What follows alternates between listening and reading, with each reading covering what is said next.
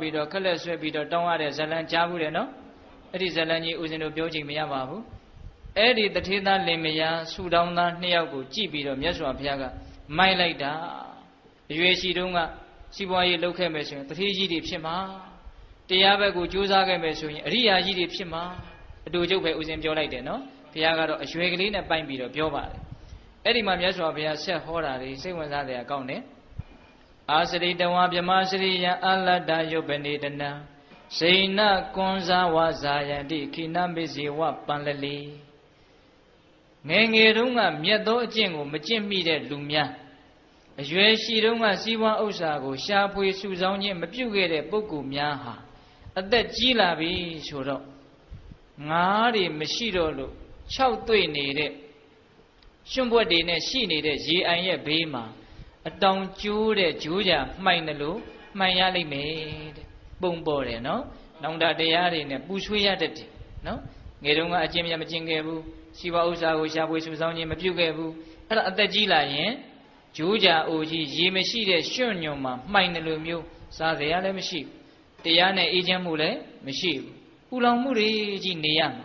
ဒါကတကားထားနော်အကျေရှင်းမပြဘူးနော်နောက်တကားထားအာစရိတဝါဗြမစရိယာလတ္တယုပ္ပနေတနံသင်္တိစာပါတိခိနာဝပုရနာနိအနုထုနံ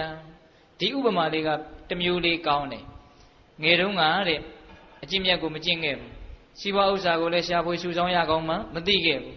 အဲ့လိုလူမျိုးတွေဟာကြီးလာတော့ဘာဖြစ်တုံဆိုတော့ပုရနာနိအနုထုနံတဲ့ငယ်တုန်းကရွှေဒီဆောင်းခဲ့ရတာတွေအဆင်ပြေခဲ့တာတွေကိုပြန်စဉ်းစားပြီးတော့အဟောင်းတွေကိုပြန်စဉ်းစားပြီးတော့စမြုံပြောင်းပြီးတော့လောလောဆယ်တော့ဘာမှအဆင်ပြေတာမရှိ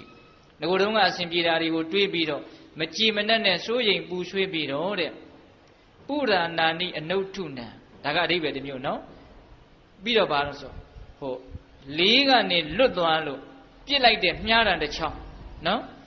စာပါလေးမှ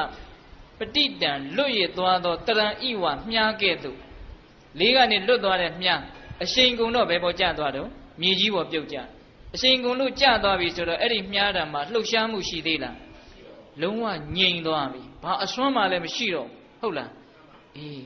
အဲ့ဒါလို့လေးညိုးကလွတ်ပြီးတော့အရှိန်ကုန်ပြီးတော့ပြုတ်ကျလာတဲ့မြားတံတစ်ချောင်းလိုပဲတဲ့သူ့မှာဘာအစွမ်းမှမရှိတော့အစွမ်းတုံးပြီးတော့လုံးဝမလှုပ်နိုင်တော့ဘူးကြောက်စရာကောင်းတယ်နော်တခါကြီးမိုက်မြအေးငယ်တုန်းကအကျင့်မြတ်ကိုလည်းမကျင့်ခဲ့ဘူးစီးပွားဥစ္စာကိုလည်းရှာဖွေစုဆောင်းရကောင်းမှမသိတဲ့ပုဂ္ဂိုလ်ဟာတဲ့ရှေးဟောင်းနှောင်းပြည့်အစဉ်ပြေတာတွေကိုပြန်တွေးပြီးတော့ဒါပေမဲ့လောလောဆယ်မှာတော့အစွမ်းတုံးနေတဲ့မြားတံတစ်ချောင်းလိုမလှုပ်နိုင်တော့ဘူးတဲ့နောင်တတွေဟုတ်လားအဲ့ဒါဘာလဲဆိုတော့မေ့နောင်တဟုတ်လားတခါကြီးမြမေ့နောင်တနော်မေ့နောင်တဒါကြောင့်မြတ်စွာဘုရားကသုတ်တန်ဒေသနာတော်အသီးသီးမှာဟောထားတာတွေရှိပါတယ်ဗျာဟိုတချို့တန်ဝေကရစေအကြောင်းတွေတတိပေးတဲ့သုတ်တန်တွေမှာဆိုအထူးသဖြင့်တွေ့ရတယ်ဏီကုံးရုပ်ကလေးမှာတွေ့ရတယ်အဲ့ဒါဘာလဲဆိုတော့ချစ်သားတို့ဟောတာတစ်ပင်ရင်ဟုတ်လားပြောပုံကလေးကနော်ချစ်သားတို့ဟောတာစိတ်ငြိမ်ရာနေရာချစ်သားတို့ဒါလူသူကင်းစိတ်တဲ့နေရာဒါကြောင့်မို့လို့ဇာယာထဘိက္ခဝေမာပမာဒဋ္ဌအမှန်တရားတွေကိုသိအောင်မိမိခန္ဓာကိုယ်ကြီးကိုကြည်ကြည်စမ်းပါမေ့ပြီးတော့မနေပါနဲ့နော်နေရာလေးကိုတောင်ပြောလိုက်သေးတယ်နော်ဒါတစ်ပင်ရင်ဒါကစိတ်ငြိမ်ရာပြောစရာရှိတဲ့ကိစ္စကိုငါပြောပြီးပြီဒါကြောင့်သင်တို့လုပ်စရာရှိတဲ့အလုပ်ကိုဆက်ပြီးတော့လုပ်ကြစမ်းပါဘာဆက်ပြောတုံဆိုတော့